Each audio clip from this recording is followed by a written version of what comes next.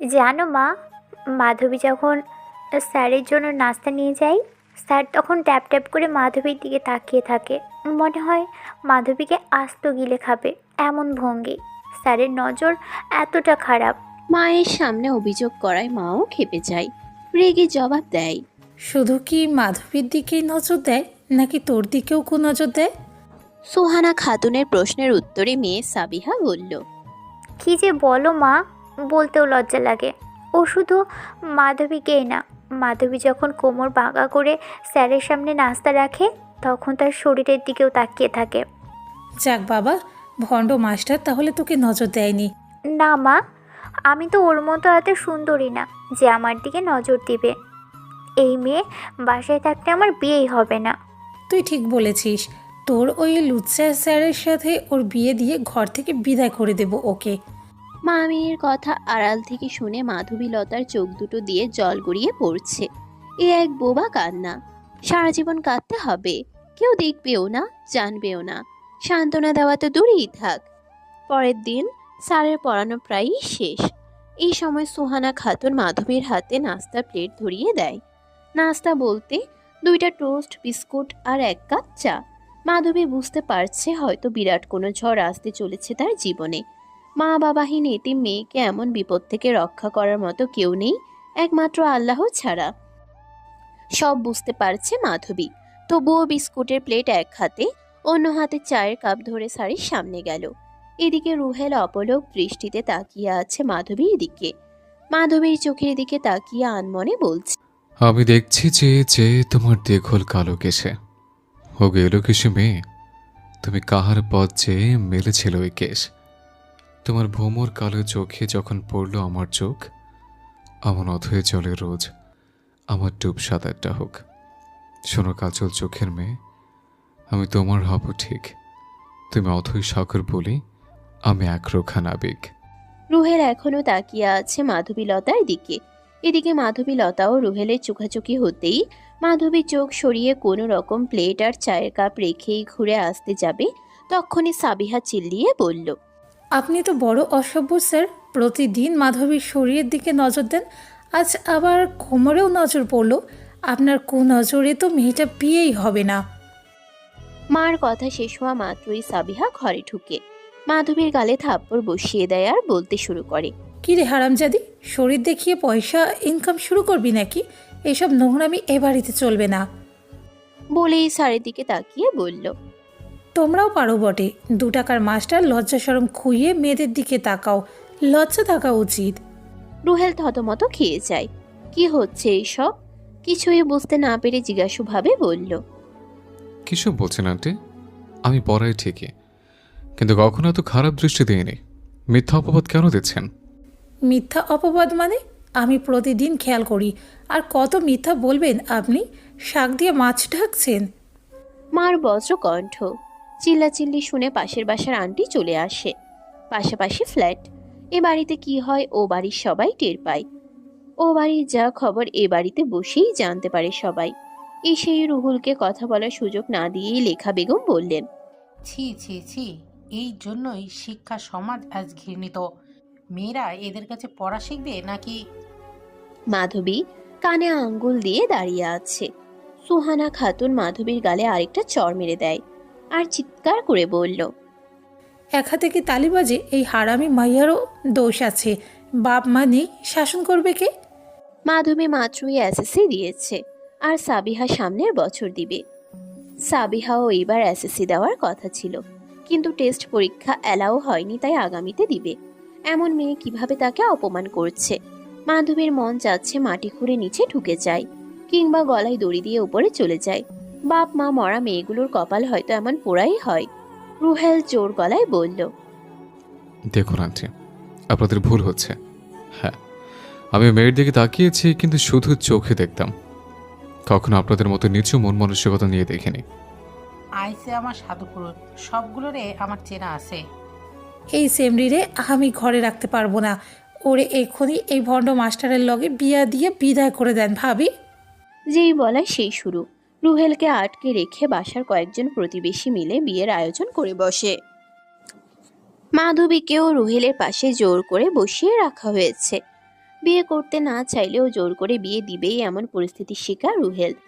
কি ভুলটাই না করেছে এই মেয়ের চোখ দেখে।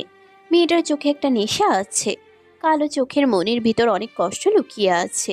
সে গভীর কালো গর্তে ডুব দিয়ে কষ্টগুলো খুঁজে পেতে তার সমাধান করতে খুব ইচ্ছে করত।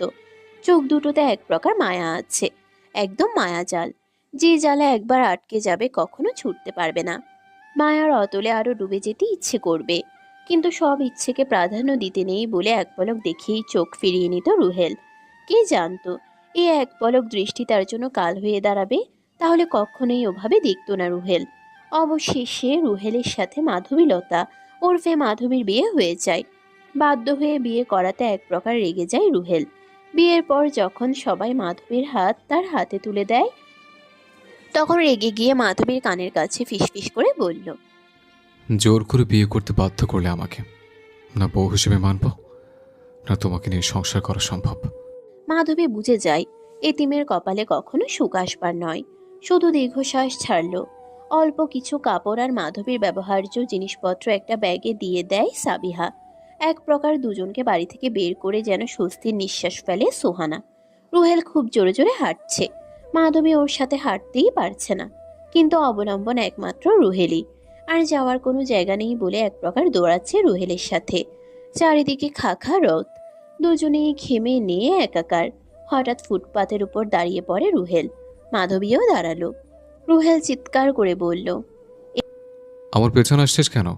চলে যাবার আশেপাশে থেকে। কোথায় যাব? এবার আর মাধবীর মায়া ভরা চোখের দিকে না তাকিয়ে বলল, যার নাম থেকে এসছিস নাকি? যে যাওয়ার জায়গা নেই, তাহলে সেখানে চলে যা। বাপ মা মরা মেয়ের যাওয়ার জায়গা থাকে না। আচ্ছা, আমি আমার ব্যবস্থা করে নিব, আপনি চলে যান। আর আপনার সাথে সাথে সাথে হাঁটবো না আমি। রুহেল হাঁটতে শুরু করে।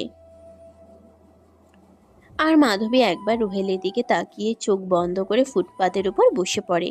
কি আর করার, যাবেই বা কোথায়? আশেপাশে সবার চিৎকার শুনে রুহেল পিছনের দিকে তাকিয়ে দেখে মেয়েটা রাস্তায় পড়ে আছে। ভালোবেসে না হোক, মানবিকতার খাতিরে পিছনে ফিরে গেল রুহেল। গিয়ে দেখে মাধবী রাস্তার পাশে অজ্ঞান হয়ে পড়ে আছে। একটা লোক মাধবীর হাত ধরে টান দেওয়ার চেষ্টা করছে। তখন রুহেল লোকটার হাত থেকে মাধবীর হাতটা ছাড়িয়ে নিয়ে লোকটিকে বলে, একটা মেয়ের গায়ে হাত দিচ্ছেন কেন? লজ্জা করো না? আরে আরে, এ কি বলছেন? মেয়েটি বেঁচে আছে কি না মরে গেছে এটা দেখবো না? ও মরে গেলেই পুলিশ কেস হবে, আর ফিঙ্গারপ্রিন্ট পেলে আপনি ফেসে যাবেন। সো ছবেন না ওকে। লোকটা ভয়ে হাত সরিয়ে ফেলে। রুহেল ব্যাগের ভেতর থেকে পানি বের করে মাধবীর মুখে ছিটা দেয়। মাধবী কিছুক্ষণ পর আস্তে আস্তে চোখ খুলে পিটপিট করে তাকায়। রুহেল রাগী গলায় বলল, মেয়ে নাটক করছে তুমি? অজ্ঞান হবার ভান ধরো, যাতে সদয় হয়ে তোমাকে নিয়ে যায়। মাধবী কাঁদতে শুরু করে। ফুপিয়ে ফুপিয়ে কাঁদতে কাঁদতে বলল, কাল রাত থেকে কিছু খাইনি। ইস, ন্যাকামি করছো। খাওয়ানি বুঝে? ভনি তো বুঝি আমি। আপনি চলে যান, আসলেন কেন আবার? রুহেল রাগ করে হাঁটা শুরু করে। লোকজন তাদের কথাবার্তার কিছু বুঝতে না পেরে মাধবীর দিকে ভ্রুকুচকে তাকায়। মাধবী বলল, আমার কোথাও থাকার জায়গা নেই, কোথাও যাবার জায়গা নেই, তাই ওনার পিছু নিচ্ছিলাম আমি। তাই উনি রাগ করে বকাবকি করেছে। তাহলে আমার সাথে চলো, কোনো কিছুর অভাব হবে না। রুহেলের কানে কথাটা যায়, বিবেকে বাধা দেয় মাধবীকে ফেলে যেতে। আবার ফিরে এসে বলল, চলে এসো মাধবী, এসব লোক ভালো না, সুযোগ পেলে চান্স নিতে চায়।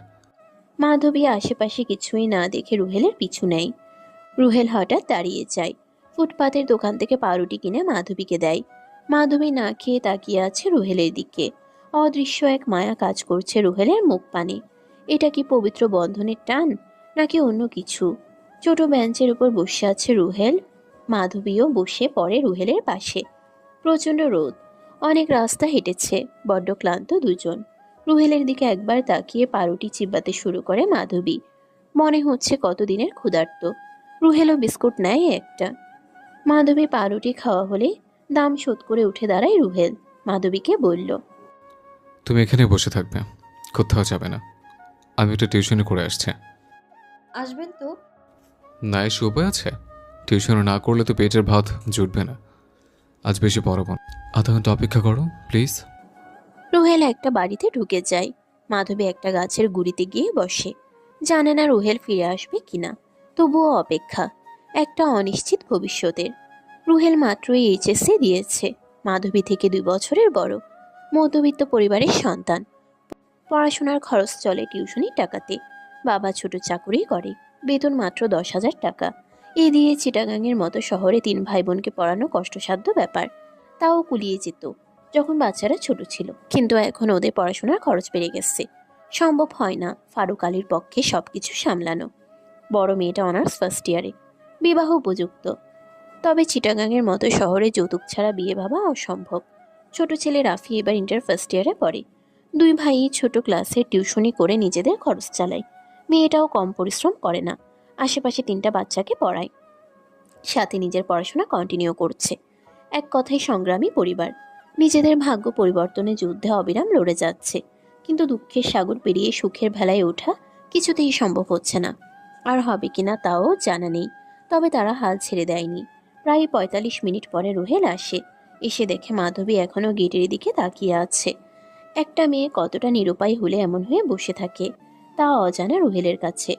রুহেল কাছে গিয়ে মাধবীর হাতে থাকা পোটলাটা নিজের ব্যাগের মধ্যে ঢুকিয়ে নেয়। এরপর একটা লোকাল বাসে মাধবীকে আগে উঠিয়ে দিয়ে নিজে দাঁড়িয়ে থাকে, যেন মাধবীর শরীরে কোনো পরপুরুষের ছোঁয়া না লাগে। লালখান বাজার থেকে 2 নং গেট পর্যন্ত আসতে প্রায় আধ ঘন্টা লাগিয়ে দিল। খুব জ্যাম ছিল বই কি। লোকাল বাসে উঠলে কখন পৌঁছাবে কোনো ঠিক নেই। দুজনেই ঘেমে নিয়ে একাকার। বাস থেকে আগে মাধবীকে নামিয়ে নিজেও নেমে যায়। বিকেল গড়িয়ে সন্ধ্যা নামতে চলল, তবুও রোদের তেজ কমে না। সারাদিন ভালোই তাপ সরবরাহে সার্ভিস দিচ্ছে। অলিগলি হাঁটার পর রুহেল একটা বাসায় ঢুকে। 5 তলা পর্যন্ত সিঁড়ি বেয়ে উঠতে পা যায় যায় অবস্থা। সারাদিন পরিশ্রমে ক্লান্ত শরীর, এরপর কিনা এত লম্বা সিঁড়ি। কলিং বেল চাপতেই একটা ছেলে দরজা খুলে দেয়। খুলেই জোরে করে বলল, বাবা দেখো, ভাইয়া মেয়ে নিয়ে এসেছে। এই তুই থামবি? মেয়েটা কে বলো ভাইয়া? আমার ছাত্রী। ওর বাবা মা কাল অ্যাক্সিডেন্ট করে মরে গেছে। আত্মীয় স্বজন কেউ নেই, তাই এখানে নিয়ে এসছে।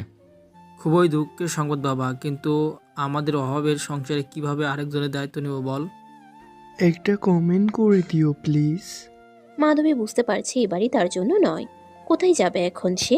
মামি তো কখনো ওই বাড়িতে ঢুকতে দিবে না। এরই মাঝে ফারুক আলীর স্ত্রী সারা এসে বলল, মেহমান তাড়িয়ে দিলে আল্লাহ নারাজ হন। এসো মা, ভেতরে এসো। মাধবী একটা ভরসার হাত পেল। মাধবী আবেগে সারাকে মা বলে জড়িয়ে ধরে কান্না শুরু করলো। 2 রুমের বাসা, ভাড়া 8,000 টাকা। ছেলে মেয়েরা একটু আধটু সাহায্য করে বিধায় শহরের 2 রুমের বাসাটা ভাড়া নিয়েছে। গ্রামে থাকলে ছেলে মেয়েদের পড়াশোনা করানো অসুবিধা, আবার শহরে টিউশনি করে আয় করা যায় ভালো। রুহেল 3টা টিউশনি করে 10,500 আয় করে। তার মাঝে আজ একটা বাদ চলে গেল। নতুন একটা টিউশনি না খুঁজে পাওয়া পর্যন্ত শান্তি নেই রুহেলের। এক রুমে মা বাবা, আরেক রুমের মাঝখানে পর্দা দিয়ে এক পাশে বোন, অন্য পাশে 2 ভাই থাকে। পরিবারে মাধবী এক্সট্রা যোগ হলো। নেহার সিঙ্গেল তোষকে দুজনকে কষ্ট করে ঘুমাতে হবে। একটু বিছানা পেয়ে মাধবী ঘুমিয়ে পড়ে। রুহেল আর চোখে একবার খেয়াল করে মায়ের উদ্দেশ্যে বলল, মা, ও কাল থেকে ক্ষুধার্ত, ঘরে খাবার থাকলে দিও। আমার আরেকটা। এই বলে মাকে বিদায় জানিয়ে বেরিয়ে পড়ে রুহেল। রাত 8টা নাগাদ নেহা ফিরে আসে। এসেই বলল, মা, ক্ষুধা লেগেছে, খাবার রেডি করো, আমি ফ্রেশ হয়ে আসি। ওই মেয়েটা কে মা? কোনো এক অনাথ মেয়ে রুহেলের সাথে এসে। ভাই চুপি চুপি বিয়ে করলো নাকি আবার?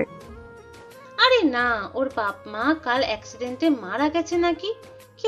কেউ নেই আত্মীয় স্বজন। ভাই চিনলো কিভাবে আবার? ওর ছাত্রী ছিল নাকি। হায় আল্লাহ, তাহলে ভাইয়ের একটা স্টুডেন্ট কমে গেল। ব্যাপার না মা, আমার খোঁজে আরেকটা ছাত্র আছে। ভাই না হয় ও কি পড়াবে কাল থেকে? জিকের মালিক আল্লাহ, তিনিই ব্যবস্থা করবেন। মায়ের নির্লিপ্ত জবাব। সারা মেয়ের বেডে বসে মাধবীর মাথায় হাত বুলিয়ে দেয়। মাধবী খুব ভীতু ছোট থেকেই। এক লাফে উঠে বসে, ভীত গলায়, মাফ করবেন, কখন যে ঘুমিয়ে গিয়েছিলাম বুঝতেই পারিনি। আরে আরে, ক্ষমা চাওয়ার কি আছে, চলো খাবে। চোখ মুখ একেবারে শুকিয়ে গেছে তোমার। মাধবী লজ্জা পাচ্ছে। এরা এমনিতেই মধ্যবিত্ত পরিবার, এদের খাবারে কিভাবে ভাগ বসাবে সে, তাই বল। আমার ক্ষুধা নেই, আপনারা এখন খেয়ে নিন প্লিজ। অতিথিকে অভুক্ত রেখে কখনো খেতে নেই, আল্লাহ পাপ দিবে। ওয়াশরুম কোন দিকে? একটু গোসল করে নিলে ভালো লাগতো। আচ্ছা 10 মিনিট পরে যেও। আমার মেয়ে নেহা এখন। মাধবীকে থামিয়ে দেয় সারা, এরপর বলে, তুমি আমার মেয়ের মতোই, মা বলেই ডেকো কেমন? মাধবী অস্পষ্ট স্বরে মা ডেকে সারাকে জড়িয়ে ধরে কান্না শুরু করে। উনি অনেক ভালো মহিলা, ওনার সাথে কি মিথ্যা বলা ঠিক হচ্ছে? নিজের মাঝে আবার অপরাধবোধ জেগে উঠে। মাধবী মেয়েটা তোর বউ তাই না? যে রুহেল টিউশনি শেষ করে বাসায় পা রেখেছে অমনি সারা ছেলেকে ফিসফিস করে জিজ্ঞেস করে। রুহেল মায়ের দিকে হা করে তাকিয়ে থাকে। সারা আবার বলল, মায়েরা সব বুঝতে পারে। কখন ছেলে মিথ্যে বলছিলে? বুঝেছি, বাবার ভয়ে কিছুই বলিসনি। মাফ করো মা, এক স্টুডেন্টের বাড়িতে ফেসে গেছে। ও মেয়ে মানুষ, রাস্তায় ফেলে আসতে পারি না, তাই আমার মহিষী মায়ের দরবারে হাজির করেছে। রুহেল কথাগুলো আস্তে করে বলে ফ্রেশ হতে ঢুকে গেল। মাত্রই সবার খাওয়া শেষ করে পড়াশোনা নিয়ে ব্যস্ত। রুহেল প্রতিদিনই লেট করে আসে, তাই মা ছেলের জন্য প্রতিদিন না খেয়ে অপেক্ষা করে। ছেলের কাছে কনফার্ম হয়ে খাবার বাড়ে সারা। যেভাবেই হোক মেয়েটাকে খুব মনে ধরেছে সারার। বিপদে যখন পড়েছে তখন মেয়ের মতোই থাকুক, একটা সময় না হয় বউ করে নিবে।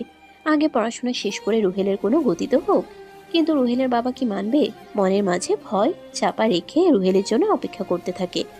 রুহেল আসলে একসাথে খেয়ে নেয়। সারা বেশি কথা বাড়ায় না, ফারুক শুনলে রাগারাগি করবে।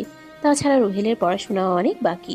রুহেল ঘরে ঢুকে দেখলো নেহাপু পড়ছে, আর মাধবী নেহাপুর পাশে গুটিসুটি মেরে ঘুমিয়ে আছে। পর্দার ওপারে ভাইও পড়াশোনা করছে। এক পলক দেখেই নিজের বই খুলে পড়তে শুরু করে। ঘন্টা খানিক পড়ার পর ছোট ভাই ফাহাদ ফিসফিস করে, ভাইয়া মেয়েটাকে ভালোই মনে ধরেছে। কোনো চোট দিবি না, পড়া শেষ করে ঘুমা। ভাইকেই প্রথম রেগে যেতে দেখলো ফাহাদ। বুঝতে পারলো না কি এমন হয়ে গেল, তাই সম্মান। সরি ভাইয়া, বুঝতে পারিনি। নেহাও এপাশ থেকে উঠে আসলো ভাইদের কাছে। ভাইদের মাঝখানে বসে ফিসফিস করে বলল, ভাই তো আমার বড় হয়ে গেছে, ভাবি হিসেবে মেয়েটা মন্দ নয়।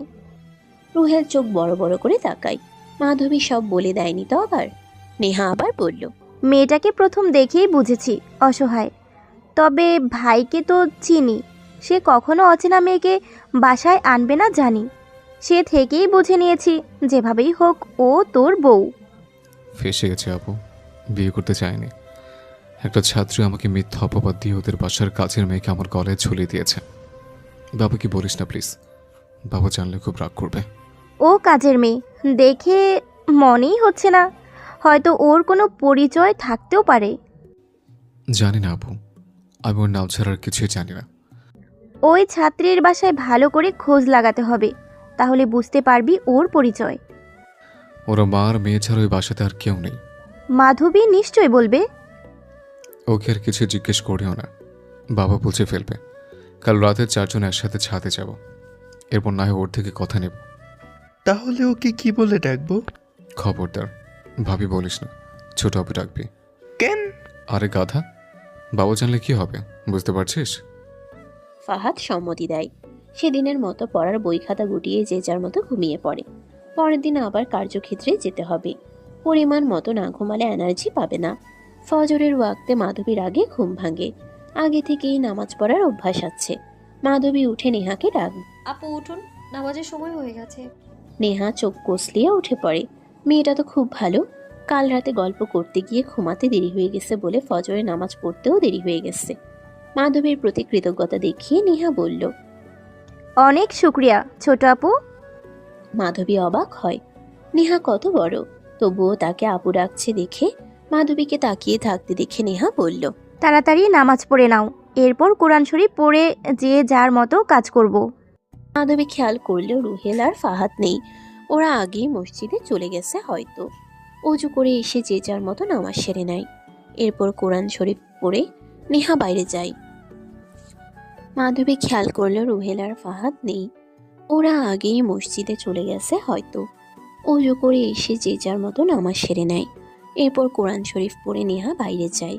মাধবীও পিছু পিছু যায়। নেহা বলল, মায়ের শরীরটা ভালো নেই, আজ আমি নাস্তা বানাবো, তুমি চাইলে রেস্ট নাও। তুমি নতুন মানুষ, তোমাকে এত দায়িত্ব দিই কীভাবে বলো? শুতে না চাইলে চুপচাপ দেখো কি করছি। নেহা আঠা মাখালো। তখন মাধবী নেহার হাত থেকে বেলুন পিড়া কেড়ে নিয়ে নিজেই রুটি বেলতে শুরু করে। দুজনের ভালোই ভাব জমে গেছে। মাধবী রুটি হতে হতে নেহা আরেকটা চুলায় আলু ভাজি তৈরি করে ফেলে। সকাল সকাল দুজন মিলে নাস্তা মায়ের ঘরে নিয়ে যায়। সারা নামাজ পড়ে আর একটু ঘুমিয়েছিল। নাস্তা দেখে আমায় বললেই হতো, তোরা খুব বড় হয়ে গেছিস তাই না?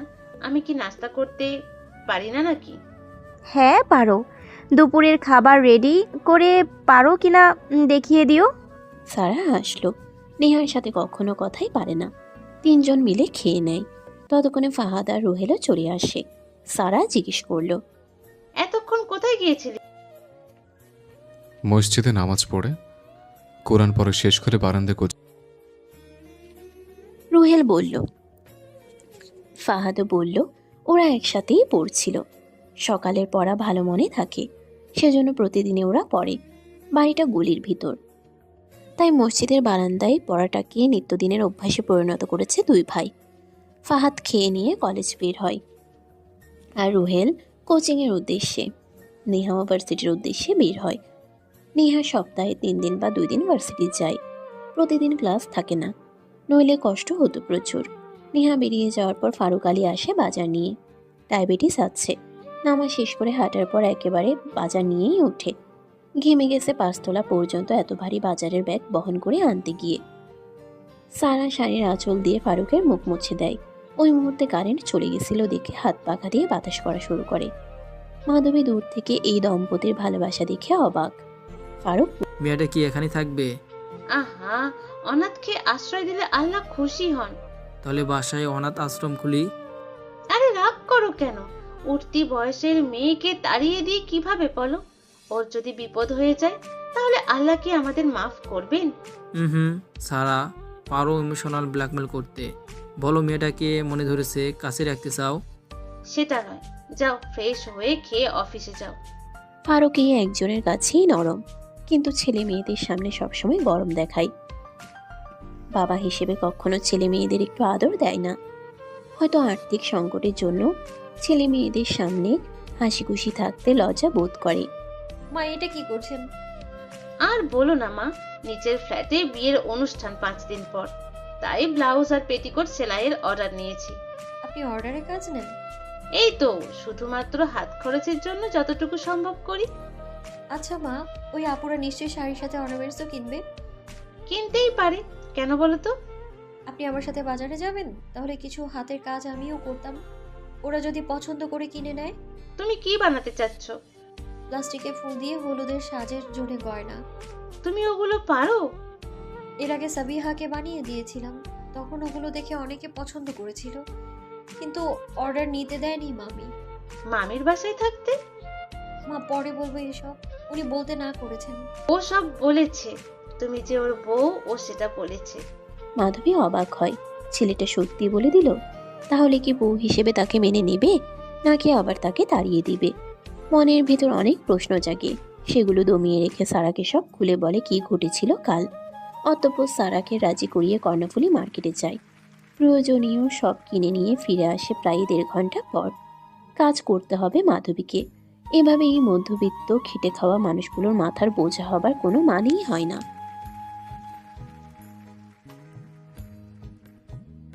আচ্ছা নেহা, বলো তো, আমাকে বিয়ে করতে তোমার সমস্যা কোথায়? আমি কি তোমার জন্য পারফেক্ট নই? কমার্স নিয়ে পড়ছিলাম, কেন জানো? আমার বাবা একটা ব্যাংকারের সিকিউরিটি গার্ড। অনেকে তাকে হেড করে, সেজন্য তাদেরকে দেখিয়ে দিতে চেয়েছিলাম সিকিউরিটি গার্ডের মেয়ে অফিসার হয়েছে। আর এখনও সেই স্বপ্ন বুকে নিয়ে জীবন সংগ্রামে লড়ছি। আমার পরিবারে অভাব অনাটন নিত্যদিনের সঙ্গী, তারপরও আলহামদুলিল্লাহ আমরা জয়ী হওয়ার স্বপ্ন দেখি। কিভাবে বিয়েটা করে সে স্বপ্ন মাটি চাপা দিতে পারি। নেহা এক বুক কষ্ট চেপে রেখে আবিরের উদ্দেশ্যে কথাগুলো বলল। আবির ম্যাথ থেকে মাস্টার্স শেষ করেছে, অনেক জায়গায় চাকরির জন্য অ্যাপ্লাই করেছে, হয়তো পেয়েও যাবে। নেহা খুব সুন্দরী না হলেও তার সংগ্রামী জীবনে প্রেমে পড়েছিল আবির সেই প্রথম থেকেই। নেহাকে পারিবারিকভাবেই চেনে, দূর সম্পর্কের আত্মীয় হয়। তখন থেকেই দেখে আসছে নেহা কতটা পরিশ্রমী। আবিরের ইচ্ছে ছিল নেহাকে বিয়ে করার, কিন্তু নেহা কিছুতেই রাজি হয় না। যখনই বিয়ের কথা বলে তখনই বলে বিয়ে করলে চাকরি করতে পারবে না, চাকরি ওকে করতেই হবে, যত কষ্টই হোক না কেন। আবির বারবার বুঝিয়েছে বিয়ের পর পড়াবে, কিন্তু কে শোনে কার কথা। আজও আবির বলে ব্যর্থ হয়েছে। নেহা জানিয়ে দিল বিয়ে করে নিজের স্বপ্ন মাটি চাপা দিবে না। তবুও আবির বলল, আমরা একসাথেও তো তোমার স্বপ্ন পূরণ করতে পারি। কিভাবে জানাবো যদি তোমার ফ্যামিলি বাধা দেয়? আচ্ছা, একবার ভাবো, তোমার বাবা নিশ্চয়ই তোমার জন্য পাত্র খুঁজছে। যদি জোর করে বিয়ে দেয়, তুমি রাজি হয়ে যাবে সেটা নিশ্চিত। তখন যদি তোমার পড়াশোনাতে বাধা আসে, তখন কি করবে? বাবাকে আমি চিনি আবির, উনি নিশ্চয়ই আমার ক্ষতি চাইবে না। আমরা বন্ধু থাকি, প্লিজ। তো না শুনেই চলে গেল। মেয়েটাকে কিছুতেই বোঝানো যায় না আর কখনো ওর সামনে বিয়ের প্রস্তাব দিবে না। বারবার অপমানিত হতে কার ভালো লাগে। দুপুরে রুহেল বাসায় খেতে আসে। হাত মুখ ধুয়ে খেতে বসলে মাধবী ভাত বেড়ে দেয়, কাঁঠালের তরকারির সাথে ডাল আর ভাত। মাধবীকে দেখে মা কোথায়? তুমি দিচ্ছ যে? মা গোসল শেষ করে নামাজ পড়ছেন, আমাকে বলে গেছেন আপনি আসলে খাবার বেড়ে দিতে। আচ্ছা, এত দেরি? মা তো টাইম মতো নামাজ পড়েন। কি করছিল? সেলাইয়ের কাজ। আর তুমি কি শুয়ে বসে থাকছো নাকি? মাধবীর একটু অভিমান হয়, চুপচাপ বসে থাকে। এটা দেখে রুহেল বলল, মাকে সাহায্য করবে, বুঝলে? কখনো চুপচাপ বসে শুয়ে সমালোচনা। জি আচ্ছা। রুহেল খেয়ে উঠে পড়ে। মাধবী সব গুছিয়ে রেখে দেয়। সারা দুজনকে একসাথে খেতে বলেছিল, অথচ রুহেল একবারও খাবার জন্য সাধল না। খুব অভিমান নিয়ে না খেয়ে বসে থাকে। যার হাত ধরে এই বাড়িতে আসা তার কোনো ভ্রুক্ষেপ নেই। কিছুক্ষণ পর ভাবল, না আছে আমাদের মধ্যে প্রেম, না টান, কেনই বা বলবে উনি? কিসের জন্য অভিমান যার কোনো মূল্যই নেই? এটা ভেবে মনকে সান্ত্বনা দিয়ে মায়ের পাশে গিয়ে বসে। নামাজ শেষ করে সারা তসবি পড়ছিল। সারা বলল, কিরে রুহেল, চলে গেছে? জি মা। মন খারাপ কেন? মন খারাপ না মা, আপনি এখন খাবেন? তুই ওর সাথে খাসনি? না মা, লজ্জা লাগে। ধুর পাগলি, আমায় আপন করে নিতে পারিস আর বরকে আপন করে নিতে পারিস না? মাধবী লজ্জায় মাথা নোয়ালো। এখানে তার কিছুই বলার নেই। বিয়েটাই একটা অস্বাভাবিক পরিস্থিতিতে নিয়ে গেছে তাকে। কিসের অধিকার দাবি করবে সে? আচ্ছা চল, খেয়ে নিয়ে কাজ শেষ করি। সারা মাধবীর লজ্জা ভাঙাতে বলল। দুজনে খাওয়ার পর কাজে ব্যস্ত হয়ে পড়ে। তখন সারা বলল, রুহেল অক্লান্ত পরিশ্রম করছে ভালো কোথাও চান্স পাওয়ার জন্য, তাই হয়তো ও তোকে নিয়ে এখন ভাববে না। তাই ওর আশায় বসে নিজের শরীর খারাপ করিস না, নিজের কাজ নিজে চালিয়ে যা, দেখবি একদিন সার্থকতা এসে ধরা দেবে। মা, উনি বাধ্য হয়ে বিয়ে করাতে আমার উপর এত রাগ দেখাচ্ছেন, আমি ইচ্ছে করে কিছুই করিনি। আহা, দেখো মেয়ের কাণ্ড, একটু কিছু হলেই ফ্যাচ ফ্যাচ করে কাঁদে। সরি মা। আচ্ছা, বিয়ের কথা ভুলে যা, মনে কর তুই আমার মেয়ে, এবার খুশি তো? মাধবী হাতের ছোঁয়ায় গলার মালা, কানের দুল আর টিকলি প্রস্তুত। আর কয়েকটা জিনিস বানাতে হবে। আংটি আর বাহু বান্ধনী বানালেই সেটটা প্রস্তুত হয়ে যাবে। এখন বিয়ের কনের গয়নাগুলো পছন্দ হলেই হয়। মাধবী সংকোচ কাটিয়ে বলল, মা, গয়নার ডিজাইন কনেকে দেখিয়ে আসলে কেমন হবে যদি ওরা কিনে ফেলে আগে আগে? বিকেলে যাবো ভেবেই রেখেছি। ব্লাউজের মাপটা ঠিক হলো কিনা। সারা কাজ শেষ করে। ফাহাদ তখন বাসে আসলে ওকে খাবার দিয়ে দেয়। বলল, তুই খেয়ে নে, আমি নিচতলায় যাব। নেহা এখনই আসবে, দরজা খুলে দিস। সারা চলে যাবার কিছুক্ষণ পর রুহেল আসে। দুইটা টিউশনি শেষ করে এসেছে। এসে ঘরে ঢুকে দেখলো মাধবী চুল ছেড়ে চুল শুকাচ্ছে। হঠাৎ মাথাটা গরম হয়ে গেল। দ্রুত মাধবীর এক গোছা চুল মুঠি করে ধরে। মাধবী ভয়ে আঁতকে উঠল। রুহেল মাধবীর থুতনিতে হাত দিয়ে চিপে ধরে বলল, বেহায়া মেয়ে, পরপুরুষকে সৌন্দর্য দেখাতে খুব ভালো লাগছে, তাই না? মাধবী কিছুই বুঝল না, শুধু চোখ দিয়ে পানি গড়িয়ে পড়ল। রুহেল আরো শক্ত করে চুলগুলো ধরে বলল, সামনের ফ্ল্যাটের ছেলেটা বারান্দা থেকে অপলক তাকিয়ে আছে, খেয়াল করেছো? মাধবী খেয়াল করলো এবার। অপরাধ বুঝতে পেরে চোখ নামিয়ে বলল, মাফ করবেন, বুঝতে পারিনি। রুহেল মাধবীর চুল ছেড়ে দেয়। রাগ দেখিয়ে বলল, কমন সেন্স নেই তোমার, নাকি সবাইকে মায়াবী চেহারার মুগ্ধতায় ডুবোতে চাও? মাধবী কি বলবে বুঝতে না পেরে রুহেলের পা ধরে বসে। সত্যি বুঝতে পারিনি, আর হবে না এমন। এগুলো কি ধরনের নাকামি? মাধবীকে বসে থাকতে দেখে রুহেল মাধবীর পাশে বসে আস্তে করে বলল, আমি চাই তুমি পর্দা করে চলবে, এমনকি ফাহাদের থেকেও পর্দা করবে। আশা করে আর বলতে হবে না। জি। মাধবীর ছোট্ট জবাব। রুহেল কিছু বলছে না দেখে মাধবী বলল, লেবুর শরবত পান করবেন? এত বিলাসিতা তোমার মানায় না। মাধবী না বুঝে তাকিয়ে থাকে। রুহেল বলল, শরবত খাওয়া বড়লোকদের কাজ, আমাদের মতো দরিদ্র মানুষদের জন্য না। আপনি রোদ থেকে এসেছেন তাই বলছিলাম। লেবু কোথায় পেলে? মা এনেছেন। কখন? সকালে ওনার সাথে বাজারে গিয়েছিলাম, তখন 4টা লেবু নিয়েছেন। এটা বলেই মাধবী গিয়ে লেবু গ্লাসে চেপে লবণ দিয়ে শরবত করে নিয়ে আসে। রুহেল কথা না বাড়িয়ে কয়েক ঢোকে শেষ করে ফেলে। মাধবী বলল, আপনি আমাকে ক্ষমা করে দিয়েন। শুধু শুধু আপনার পরিবারে বোঝা হয়ে দাঁড়িয়েছি আমি। হঠাৎ? নিজেকে ক্ষমা করতে পারি না। ছোটবেলায় বাপ মা খেয়েছি, এখন আবার আপনাদের কষ্ট দিচ্ছি আমি। রুহেল মাধবীর ঠোঁটে হাত দিয়ে চুপ করিয়ে দেয়। দুজনের মাঝে অন্যরকম উত্তেজনা কাজ করছে। একে তাদের সম্পর্ক বৈধ, অন্যদিকে বয়সটাও কম। খুব কাঁপতে শুরু করে। রুহেল খেয়াল করে হাতটা সরিয়ে নেয়। রুহেল বলল, কখনো নিজেকে দোষারোপ করবে না। যাই হোক, তোমার মাথায় যন্ত্রণা করছে বুঝে? কিভাবে বুঝলেন? কথার মাঝে বিরক্ত প্রকাশ করতে দেখে। ও তেমন কিছুই না, আমি অভ্যস্ত মাথা ব্যথা নিয়ে। খুব কষ্ট পেলে ব্যথা করে, আবার কিছুক্ষণ পর ভালো হয়ে যায়। চুল টেনে ধরে কষ্ট দিলাম, সরি, মাফ করে দিও। সেজন্য নয়, আগে থেকেই করছিল। মিথ্যে বলিও না। এটা বলে রুহেল রান্নাঘরে গিয়ে 6 কাপ চা বসিয়ে দেয়। চা বানিয়ে 1 কাপ মাধবীকে দেয়, অন্য কাপে নিজে নেয়, বাকিটা ফ্লাক্সে ঢেলে রাখে। চা শেষ করার পর মাধবী বলল, যতদিন মামা ছিলেন খুব আদর করতো আমায়। মামা বিদেশ যাবার পর থেকেই আমি ওই বাড়ি কাজের মেয়ে হয়ে গিয়েছিলাম। তার মানে ওটা তোমার মামার বাড়ি? না, ওটা আমাদের বাড়ি, ফ্ল্যাটটা আমার নামে, কিন্তু নিজের বাড়িতে নিজেই কাজের মেয়ে হলাম। মাধবীর কথা শুনে রুহেলের ঠিক ভালো লাগলো নাকি খারাপ লাগলো নিজেই বুঝতে পারলো না। তবে এটা বুঝলো যে মনের ভিতরে কিছু একটা লেগেছে, বেশ তীব্রভাবে। বুকের চাপা কষ্টে মনটা ভারী হয়ে উঠল রুহেলের। রুহেল বলে, মানে কি বলছো তুমি? ও কিছু না, অন্যদিন বলবো। বলে মাধবী উঠে দাঁড়ায়। রুহেলের কাপ নিজের কাপ নিয়ে গিয়ে ধুয়ে ফেলে। ফিরে এসে বলল, আর টিউশনি করাবেন আজ? একটা আছে, তা বাসার কাছে, ওটা রাত 8টায় শুরু। ও। তোমার অতীত সম্পর্কে কি জানার অধিকার নেই আমার?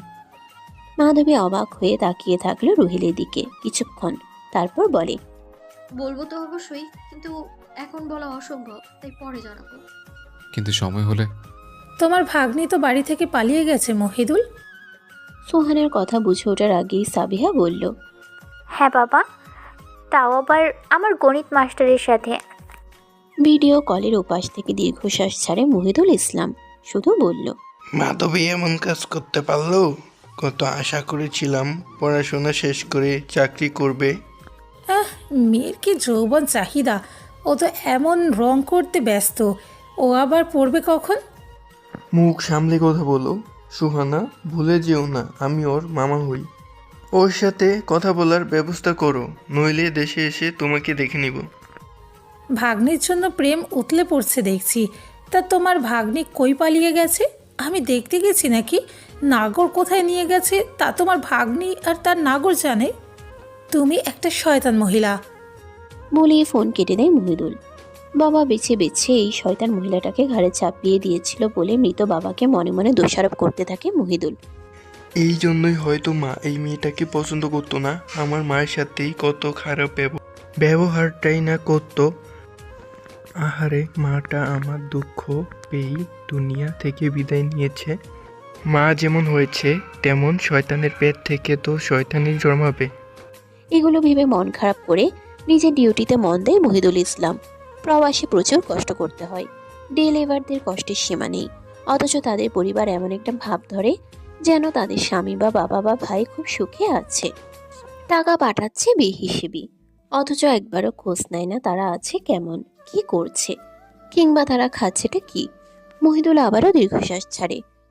হায়রে জীবন, সবে শুধু স্বার্থপরতা। এই স্বার্থপর দুনিয়ায় বেঁচে থাকতে মন চায় না।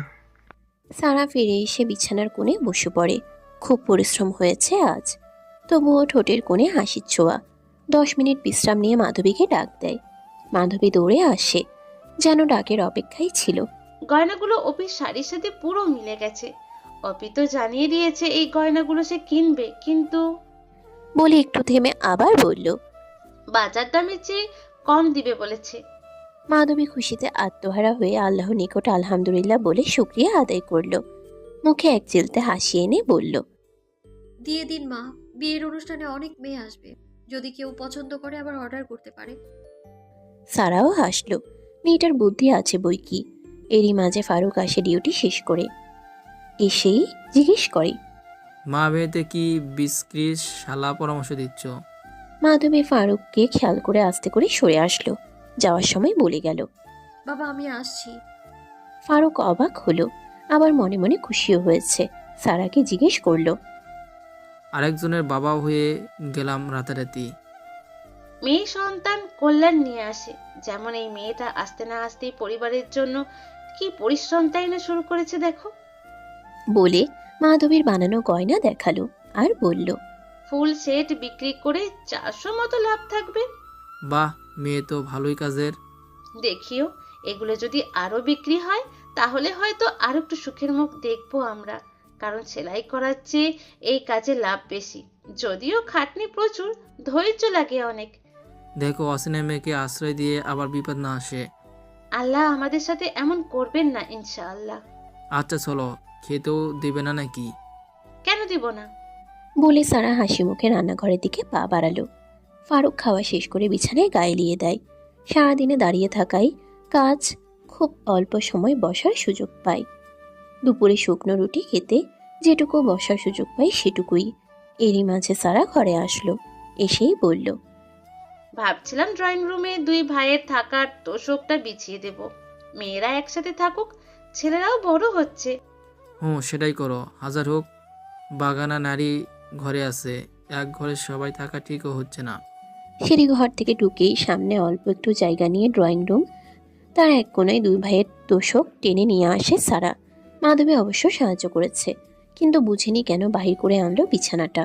রাত্রে ফাহাদ ফিরে এসে ড্রয়িং রুমে বিছানা দেখে মন খারাপ করে জিজ্ঞেস করে, এখানে শুতে হবে? পড়াশোনা আমাদের ঘরে করিস আর এখানে ঘুমাস?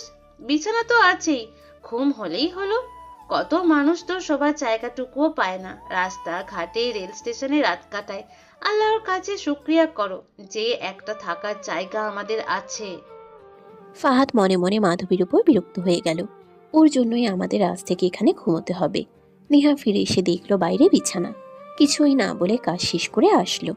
এসেই মায়ের কানে কানে বলল, ভালো একটা সিদ্ধান্ত নিয়েছো। ফাহাদের সামনে মাধবী ইতস্তত বোধ করছিল কালকে। হাজার হোক, ছেলের বউকে তো পর্দা রক্ষার সুযোগ দিতেই হবে। নেহা একটু হেসে ফাহাদের মাথায় হাত বুলিয়ে দিয়ে ঘরে ঢুকলো। মাধবী তখনও গয়না বানাচ্ছে। নেহা অবাক হয়ে যায়, এত সুন্দর ডিজাইন বলেই ফেলল, ইস, কি সুন্দর করে বানাচ্ছ, আমার তো লোভ লাগছে খুব। আপু তোমার বিয়ের সব গয়না আমার নিজের হাতে বানাবো আমি। 4 দিন পর মাধবীর বানানো 3 সেট গয়না বিয়ে বাড়িতে বিক্রি হয়ে যায়। ভাগ্যিস মাধবী এক্সট্রা আর কয়েকটা বানাচ্ছিল, আরও আরেকটার অর্ডার আছে, পরের দিনই লাগবে সেগুলো। দুপুর গড়িয়ে বিকেল হতে না হতেই মাধবী অস্থির হয়ে পড়ে। সন্ধ্যায় রুহেল আসা মাত্র ইশারা করে ডাকে রুহেলকে। রুহেল বুঝতে না পেরে বলল, আগে খেয়ে নে, এরপর কথা বলছে। মাধবী মন খারাপ করে বসে থাকলো। রুহেল খেয়ে রুমে আসা মাত্র বলল, আপনার কাছে ফোন আছে? কাকে কল করবে? না মানে একটু জরুরি ছিল। রুহেল নিজের ছোট্ট ফোনটা মাধবীর দিকে বাড়িয়ে দেয়। প্রতিটি রেজাল্ট একজন ছাত্রছাত্রীর জন্য খুবই গুরুত্বপূর্ণ, তবে এসএসসির রেজাল্টের অনুভূতিটাই একেবারে আলাদা। 10 বছরের সাধনার ফল। এই নিয়ে গত কয়েকদিন ধরে মাধবী ঠিকমতো খাওয়া দাওয়া করেনি। ঘুম হয় না মাঝে মাঝে। ঘুম ধরলেও অল্প কিছু সময়ের মধ্যেই আবার ঘুম ভেঙে যায়। ঘুম ভেঙে গেলে সে উঠে নামাজ পড়ে মোনাজাতে আল্লাহর নিকট হাত তুলে সাহায্য চেয়ে প্রার্থনা করে তার এসএসসি রেজাল্টের ভালো ফলাফলের জন্য। মাধবী মোবাইল হাতে নিয়ে ভয়ে ভয়ে ফেস নিয়ে বোর্ড পরীক্ষার রেজাল্টের ওয়েবসাইটে প্রবেশ করে রোল রেজিস্ট্রেশন নাম্বার দিয়ে সাবমিট করে। তারপর ফলাফল চলে আসে। ফলাফল দেখে তো সে মহা খুশি, যা চাইছিল তা পেয়েছে। মাধবী খুশিতে সিস্তায় লুটিয়ে পড়ে। সিস্তা থেকে উঠে রুহেলের উদ্দেশ্যে বলল, আজ এসএসসি রেজাল্ট দিয়েছে জানেন? হুম, কিন্তু তোমাকে এত খুশি দেখাচ্ছে কেন? পরীক্ষার্থী কেউ ছিল তোমার পরিচিত? আমি গোল্ডেন এ প্লাস পেয়েছি। রুহেল অবাকে চরম পর্যায়ে কি বলছে মাধবী হাঁ হয়ে তাকিয়ে থাকলো মাধবীর দিকে। মাধবী আবার বলল, অনেক কষ্ট করে এই ফলাফল অর্জন করেছি আমি। বলতে পারেন স্বপ্নগুলোর একটা ধাপ পার করলাম। তুমি পরীক্ষা দিয়েছিলে? কোন স্কুল? বাসার কাছে বাবা স্কুলে পড়েছিলাম। প্রাইভেট পড়তে কার কাছে? স্কুলেই মন দিয়ে পড়া বুঝে নিতাম। আর এরপরেও না বুঝতে পারলে আপনি যখন সাবিহাকে পড়াতেন, আড়ালে দাঁড়িয়ে আপনার পড়া শুনতাম। রুহেলের চোখ ছলছল করছে, হয়তো এক্ষুনি দু চোখ বেয়ে পানি গড়িয়ে পড়বে। সেজন্যই ইচ্ছাকৃতভাবে মাধবীর থেকে মুখ ফিরিয়ে নিয়ে ওয়াশরুমে চলে যায়। একে তো ওকে কাজের মেয়ে ভেবেছিল ওই বাসার, এরপরে ওর আশেপাশে ঘুরঘুর করতো বলে একটা সময় খারাপ মেয়েও ভেবে নিয়েছিল। অথচ এই মেয়ের অন্তরে ছিল অন্য উদ্দেশ্য। আবার মাধবীকে অশিক্ষিতও ভেবেছিল। নিজের বউ শিক্ষিত হোক কে না চায় এই আধুনিক যুগে। এখন নিজের কাছে নিজেকে অপরাধী মনে হচ্ছে রুহেলের। কিছুটা সময় একা থেকে ওয়াশরুম থেকে বের হলো রুহেল। এসেই দেখলো মা মেয়েতে পরীক্ষা পাশের আনন্দ ভাগাভাগি করে নিচ্ছে। রুহেল মাধবীর দিকে এক নজর তাকিয়ে বাহিরে চলে গেল। রুহেলের এভাবে চলে যাওয়ায় মাধবী একটু অবাক হলো। উনি এভাবে এড়িয়ে চলে গেলেন কেন? ঘন্টা দুয়েক পর রুহেল ফিরে আসলো, হাতে এক প্যাকেট মিষ্টি। এসেই প্রথমে মিষ্টির প্যাকেট খুলে নিজ হাতে মাধবীর দিকে মিষ্টি এগিয়ে দেয়। রুহেলের এমন কাণ্ডে মাধবী খুব লজ্জা পায়। মাধবীকে এমন লজ্জা পেতে দেখে রুহেল, লজ্জার কি হলো? আর কতক্ষণ এভাবে দাঁড়িয়ে থাক? মাধবী মিষ্টি মুখে নেওয়ার সময় রুহেল হাত দিয়ে মাধবী ঠোঁট ছুঁয়ে দেয়। মাধবী লজ্জায় চোখ বন্ধ করে ফেলে। অন্য রকম এক অজানা শিহরণ বয়ে যাচ্ছে তার ভিতরে। ধ্যান ভাঙল ফারুকের কথায়। কিরে, কিসের মিষ্টি খাওয়াচ্ছিস ওকে? বাবা, আমার এই ছাত্রী গোল্ড। বাবা, এত দুঃখের সংবাদের মধ্যে একটা ভালো খবর আসলো তাহলে। এখন আগে খেয়ে নাও, পরে মিষ্টি খেও। হ্যাঁ তাই তো, খোদাই পেট জ্বলছে। একটা পরিবার এত অমায়িক, এত ভালোবাসা পেতে ভাগ্য লাগে। মানুষের টাকা থাকলেও সুখ থাকে না, অথচ এরা অভাবকে পাত্তা না দিয়ে সবকিছুতে আল্লাহর শুকরিয়া আদায় করে বলেই হয়তো এত সুখে আছে। সবই আল্লাহর মেহেরবানি। রাতে ফারুক ঘুমিয়ে যাওয়ার পর পাঁচজন একসাথে গল্প করতে বসে। সারা মাধবীকে আচ্ছা, তুই যে পরীক্ষা দিয়েছিস কখনো বলিসনি কেন? ভেবেছিলাম রেজাল্ট খারাপ হয়ে যাবে, তাই লজ্জায় বলিনি। আমি নিজেও জানতাম না ও নিজের মাঝে এত রহস্য লুকিয়ে রাখে। ভালোই হয়েছে, আমরা সারপ্রাইজড হয়েছি বটে। মাঝে মাঝে অন্যরকম বিনোদন লাগে, তাহলে মন ভালো থাকে। ফাহাদ ভাবির ভালো রেজাল্ট শুনে আজ একটু খুশি হয়েছে বটে, সেজন্যই বলল, তা ভাইয়া, ছোট আপুকে পড়াশোনা করাবি না? কেন করাবো না? ওর উজ্জ্বল ভবিষ্যৎ নষ্ট করার আমি কে? হ্যাঁ পড়াবি, তবে ও যেখানে পড়তে চাইবে সেখানে দিস। তা ছোটাপু, তোমার শুভাকাঙ্ক্ষী কেউই নেই দুনিয়ায় যে এমন খুশির খবরটা তাদের জানানো যায়? আছে আমার একমাত্র মামা। মামা খুব ভালো। কোথায় থাকে, কি করে? 1.5 বছর আগে উনি ইতালি চলে গিয়েছিল। এখন ওখানে বিল্ডিং বানানোর কাজ করে। জানি খুব কষ্ট হয় ওনার, তবে বাসায় এখন ভালোই টাকা পাঠাতে পারে। আর তোমার বাবা মা? নিহার কাছে বাবা মায়ের কথা শুনতেই একদম চুপসে যায় মাধবী। চোখ দিয়ে পানি গড়িয়ে পড়ছে, তবুও বলল, আমি বাবা মাকে কখনো দেখিনি। আমার নানির কোলে বড় হয়েছি আমি। নানি মারা যাবার পর থেকে মামার কাছে চলে আসি। মা বাবা কি মারা গেছে? বাবা মারা গেছেন, গ্যাস সিলিন্ডার নাকি বিস্ফোরণ হয়েছিল। সে আমার জন্মের কিছুদিন পর। বাবাকে বাঁচানো যায়নি, পুরো নাকি দগ্ধ হয়ে গিয়েছিল। বাবার পোড়া লাশ দেখে দাদি স্ট্রোক করে মারা যায় সেই দিনই। বাবাই দাদির একমাত্র ছেলে ছিল বলে হয়তো সহ্য করতে পারেনি। আর দাদা তো আগেই মারা গিয়েছিল। ব্যাস, হয়ে গেলাম এতিম। আপনি আপন সবাই একসাথে চলে গেছে আল্লাহর কাছে। মাধবী খুব কাঁদতে লাগলো। সারা ওর মাথা নিজের ঘাড়ের উপর নিয়ে সান্ত্বনা দিচ্ছে। এই সময় রুহেল আবার জিজ্ঞেস করলো, আর মা, কি হয়েছে ওনার? মাধবী ফ্যালফ্যাল করে তাকিয়ে থাকে রুহেলের দিকে। রুহেল বুঝতে পারছে মাধবী কষ্ট পাচ্ছে, তবুও বলল, আমার জানাটা দরকার মাধবী। বাবা মারা যাওয়ার কিছুদিন পরে মামির ভাইকে খুনের দায়ে মায়ের জেল হয়। আর জেলখানায় মা অসুস্থ হয়ে মারা যায়। মা নাকি মামির ভাইকে খুন করেছে। মামির ভাই নাকি মায়ের সম্মানহানি করতে চেয়েছে, তাই মা তাকে খুন করেছে। আমি এসব মামার কাছে শুনেছি। কাঁদতে কাঁদতে গলা ভেঙে গেছে মাধবীর। সারা বলল। থাক, মায়ের কথা বলতে হবে না, আমি তো তোমার মা। মাধবী আর কিছু বলল না, সারার কাঁধে মাথা রেখে কাঁদতে থাকে। ফাহাদ আগেই বেরিয়ে যায়, তাই রুহেলও বেরিয়ে যায় রুম থেকে। ঘুম আসবে না হয়তো, মেয়েটার দুঃখী মুখটা চোখের সামনে ভাসছে। কত কিছু সহ্য করছে ছোট্ট জীবনে। হয়তো ওর জন্মদাত্রী আরও কষ্ট পেয়ে মারা গেছে, যেটা বলতে চাইছে না সে, কিন্তু জানার জন্য মনটা ছটফট করতে থাকে রুহেলের। পরের দিন থেকে যে যার মতো কাজ শুরু করে। মাধবীও রাতে ঘন্টাখানিক কেঁদে ঘুমিয়ে গেছিল। ঘুম থেকে উঠে আবারও স্বাভাবিক জীবন শুরু করে, যেন গত রাতে কিছুই হয়নি। আবার সবাই হাসি খুশি সব সামলাতে থাকে। 10টা দিন ভালোই কেটে যায়। সেদিন কাজ করছে সারা আর মেহেদি, সে কেউ ছিল না। এমন সময় কলিং বেলের শব্দে সারা দেখতে গেল কে এসেছে। মুখ পরিচিত বলে দরজা খুলে ভিতরে আসতে দেয় সারা। কথাবার্তার এক পর্যায়ে মেয়েটা বলল, গয়নাগুলো কি এই পিচিটা বানায়? ওই করে, ধৈর্য আছে ওর। কে হয় ও আপনার? আমার ছোট মেয়ে। পা, আপনার সব ছেলে মেয়ে দেখছি কাজে। আল্লাহর রহমতে সবাই অনেক। গয়নার ডিজাইনগুলো ভালো লেগেছে, একদম নতুন নতুন স্টাইলের। ওকে আমার বুটিকের শোরুমের গয়না বানানোর কাজে দিতে চাচ্ছি। বিভিন্ন জামা বা শাড়ির সাথে ম্যাচিং গয়না পেলে আমাদেরও বিক্রি ভালো হবে, আর ন্যায্য মূল্যও দিব আপনাদের। ওর বাবা বাসায় আসুক, আগে কথা বলি, এরপর না হয় ভাবা যাবে এই প্রস্তাব সম্বন্ধে।